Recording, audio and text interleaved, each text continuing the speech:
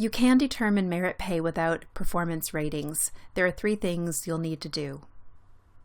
When considering how to distribute merit pay, you want to take into consideration the 2 components of performance. One is the work results that are achieved, and then the second component are the observable behaviors. On the continuum, anybody who is already in the top right-hand corner, we would say are the high accountable employees. So it would make sense that the larger increases will go towards people who are performing at this level. Next, we can look at somebody who was promoted recently into a new role.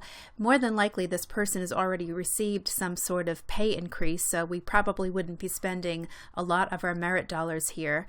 Another scenario could be somebody who's new to the organization, new to the role. They're in that growth mode, but because they're new to the organization, you want to just determine whether they would receive some sort of prorated amount for merit or whether you're going to hold off until the next merit cycle.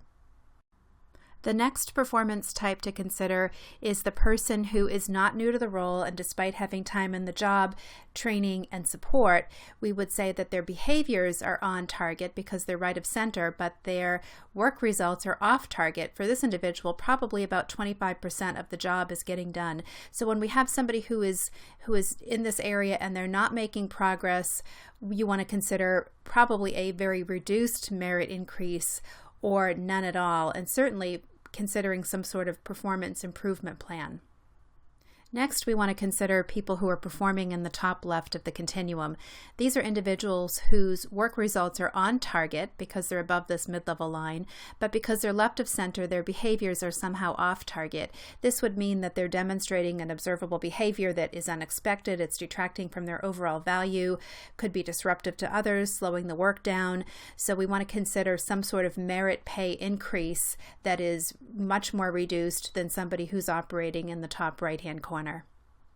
Last is anyone performing in the lower left-hand corner. This means that their work results are off target and their behavior is somehow off target, and it probably seems fairly obvious now that we've gone through the other parts of the continuum and merit pay decisions that anybody who is operating in this area here probably would see no pay increase and should definitely be on some sort of performance improvement plan.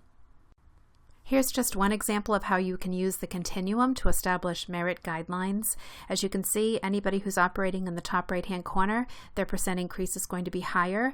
And as you see, anybody who's in the top left, even though their work results are at the same level, there's the value detracting behavior, which is then reflected in the merit increase recommendation. And I would also say anybody who's operating in the lower left or the lower right and not tracking up would see a 0% increase. In addition to considering the performance dimension, we also want to look at the salary range and thinking about where is the employee within the range, whether your organization uses market data or maybe has an internal salary structure. If I have somebody who's a top performer and they're in the minimum or even the mid, I want to consider a larger pay increase. And if I have somebody who is one of my top performers and they're already at the maximum or maybe even above, I want to consider giving some sort of bonus payment that's not going to impact the base pay and put the person even more over the limit, but will also recognize the employee's performance and their contributions. There are 5 guidelines to keep in mind when you're making pay decisions without ratings. The first is to use some sort of metric, a tool to measure employee performance. I like using the performance continuum. It's a way to recognize that an employee's total performance is a combination of work results and observable behaviors. And then you consider reduced or no change in pay for off-target work results or behavior. This way you have more money to spend on your high accountable, your high-performing employees.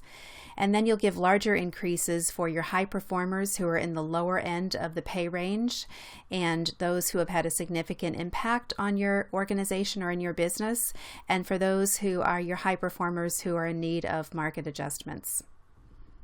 And then consider one-time bonus payouts for your high performers who are in the upper end of the pay range. This way you're not increasing their base pay and it's a one-time payment. If you're really stepping away from ratings, one important gesture is to express your pay increase as dollar amounts versus percentages. So part of your pay policy could read something like, adjustments in pay are reflected in the March paychecks as a dollar amount. This way the manager gets to say, thanks Jim for your hard work, you're going to see a $3,500 increase in your pay this year, versus thanks Jim, you're going to see a 1.75% increase in your pay this year.